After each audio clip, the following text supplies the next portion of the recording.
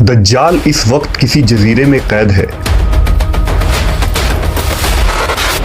वो चंद लोग जिन्होंने दज्जाल से मुलाकात की, वो लोग इस जजीरे पर कैसे पहुंचे? क्या आज भी कुछ लोग दज्जाल से राब्ते में हैं? वो पुरइसरार जजीरा कहाँ है? आज गूगल मैप में ये जजीरा दिखाई क्यों नहीं देता? हम इस वीडियो में इन तमाम सवालात के जवाबात जानेंगे। दज्जाल वो फितना है जिसके मुताल्लिक हज़रत आदम अलैहिस्सलाम से हज़रत मोहम्मद सल्लल्लाहु अलैहि वसल्लम तक तमाम पैगंबरों ने अपने अपने उम्मतों को आगाह किया। ये क़यामत तक का सबसे बदतरीन फितना करार दिया गया है। दज्जाल शैतानी कुव्वतों का हामिल होगा, दुनियावी ताकतों से मालामाल होगा और उनके जरिया दुनिया में तबाही मुसल्लत कर देगा। दज्जाल इस वक्त कहाँ है और किस हालत में है? इसके मुताल्लिक एक अजीबो गरीब रिवायत अहदीस के किताबों में जिक्र हुआ है।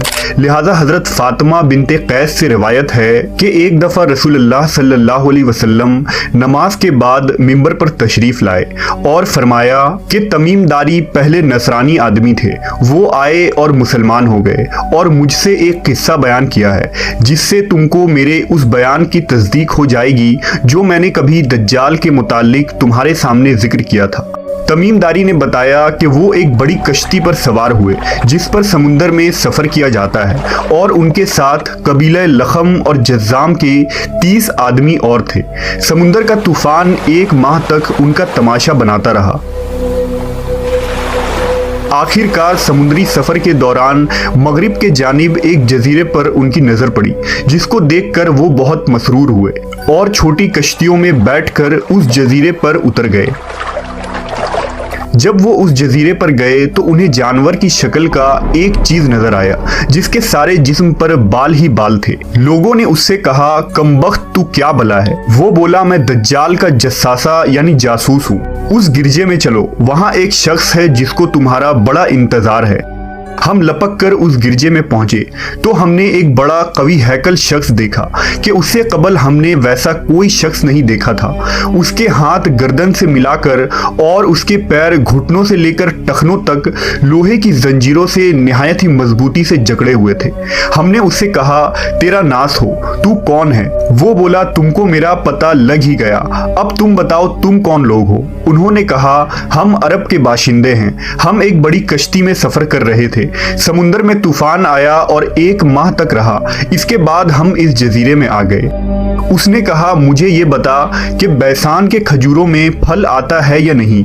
हमने कहा, हाँ आता है। उसने कहा, वो वक्त करीब है जब उसमें फल ना आएंगे। फिर उसने पूछा, अच्छा बहर तिब्रिया के मुतालिक बताओ, उसमें पानी है या नहीं?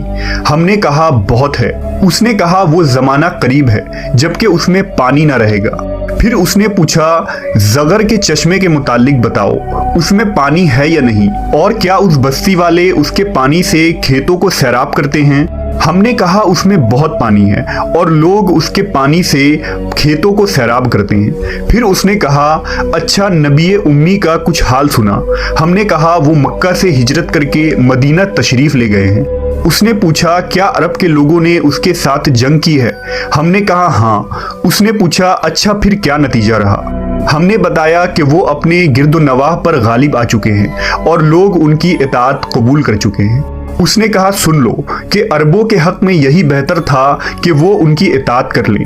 और अब मैं तुमको अपने मुतालिक बताता हूँ। मैं मसीह दज्जाल हूँ और वो वक्त करीब है जबकि मुझको यहाँ से बाहर निकलने की इजाज़त मिल जाएगी। मैं बाहर निकलकर तमाम जमीन पर घूमूंगा। 40 दिन के अंदर अंदर कोई बस्ती ऐसी न रहेगी जिसमें मैं दाखिल न होऊंगा, सिवाय मक्का और मदीना के। उन दोनों मकामात में मेरा दाखिला ममनू है।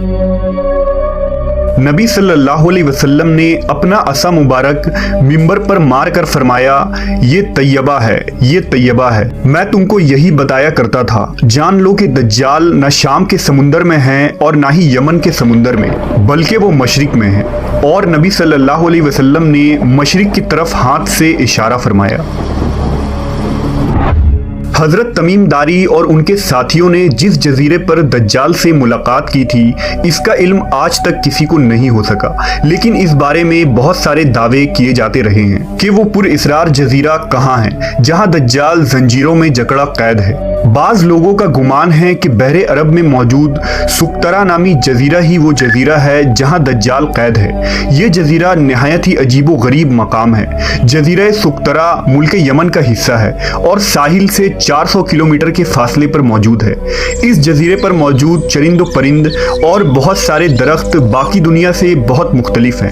ڈریگن بلڈ ٹری نامی عجیب و غریب درخت بھی اسی جزیرے میں اگتا ہے، جس کے تنے سے سرخ رنگ کا عرق نکلتا ہے اور ایسا لگتا ہے جیسے اس درخت سے خون بہہ رہا ہو۔ اس کے علاوہ بھی اس جزیرے میں حیران کر دینے والے 700 اقسام کے درخت اور مخلوقات پائے جاتے ہیں۔ اس جزیرے پر ایک پہاڑ بھی موجود ہے جہاں ایک مشہور غار الحوق ہے جو 3 کلومیٹر طویل ہے۔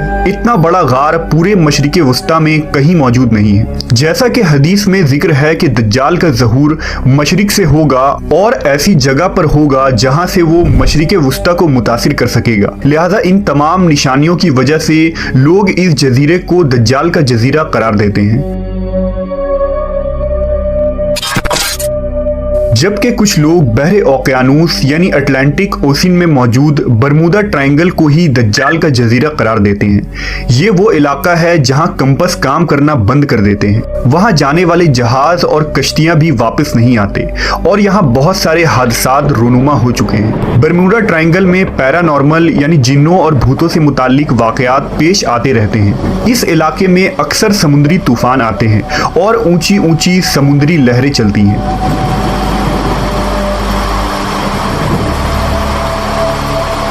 برمودا دراصل کسی ایک جزیرے کا نام نہیں، یہ ایک تکون نما علاقہ ہے جس کے اندر 300 سے زیادہ غیر آباد اور سنسان جزیرے موجود ہیں جہاں آج تک انسانوں نے قدم نہیں رکھا ہے۔ اس برمودا ٹرائنگل پر کی گئی تحقیقاتی رپورٹ کو بھی آج تک شائع نہیں کی گئی ہے۔ یوں لگتا ہے کہ دنیا کے حکومتوں کو اس کی اجازت نہیں۔ مشہور مصری محقق داؤد عیسیٰ کے مطابق برمودا تکون کا ایک بڑا حصہ دجال کے زیر استعمال ہے۔ اس نے باقاعدہ وہاں قلعے نما محل بنا رکھے ہیں جو تکون کی شکل میں موجود ہے۔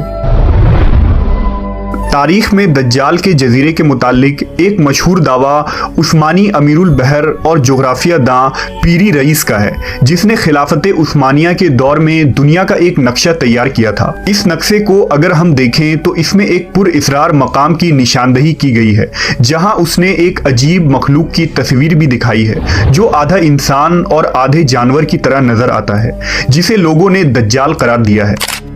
ترکی کے ایک مشہور مصنف قرسان برکان نے اپنی ایک کتاب میں لکھا ہے کہ دجال ایک جزیرے میں قید ہے جہاں سے وہ اپنے پیروکار یعنی امریکہ اور اسرائیل کو ہدایت دیتا ہے، اور امریکہ اور یہودیوں کی بحری جہازیں اس جزیرے تک جاتی ہیں جہاں وہ اس گرجے میں دجال سے ملاقات کرتے ہیں اور انہیں بتایا جاتا ہے کہ آگے کیا کرنا ہے، لیکن یہ معلومات اتنی خفیہ ہوتی ہے کہ آج تک کوئی بھی یہ نہیں جان پایا کہ یہ جزیرہ کہاں موجود ہے۔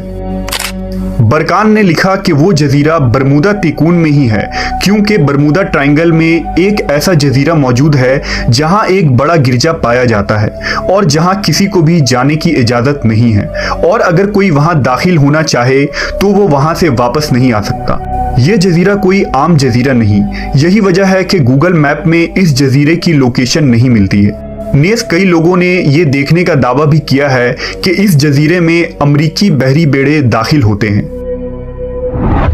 عیسیٰ داؤد نے اپنی کتاب میں لکھا ہے کہ دجال زمانہ قدیم سے بحر الکاہل کے ان غیر آباد اور ویران جزیروں میں رہتا تھا، اور حضور صلی اللہ علیہ وسلم کے وصال تک وہ بیڑیوں میں جکڑا ہوا تھا، مگر آپ صلی اللہ علیہ وسلم کے وفات کے بعد اس کی بیڑیاں ٹوٹ گئیں اور وہ آزاد ہو گیا، مگر اسے خروج کی اجازت نہیں، لہٰذا اب وہ برمودا ٹرائنگل کے قریب ویران جزیروں میں رہتا ہے اور وہاں سے اپنی دجالی قوتوں اور پیروکاروں کے ذریعہ खुरूज की तैयारियां कर रहा है। ये जजीरा बुनियादी तौर पर दज्जाल का हेड क्वार्टर है, जहां से वो तमाम तदाबीर करता है और शर फैलाता है। अब उन जजीरों में दज्जाल का जजीरा कौन सा है, इसका सही इल्म सिर्फ अल्लाह तबारक व ताला को ही है, और अपने मुकर्ररा वक्त पर अल्लाह के हुक्म से दज्जाल उन जजीरों से निकलकर इंसानी आबादी की तरफ आ जाएगा, जो हमारे लिए एक आजमाइश और फितना साबित होगी, जिस फितने से बचने के लिए नबी आखिरुज़्ज़मा हज़रत मोहम्मद सल्लल्लाहु अलैहि वसल्लम ने हमें राह दिखाया है।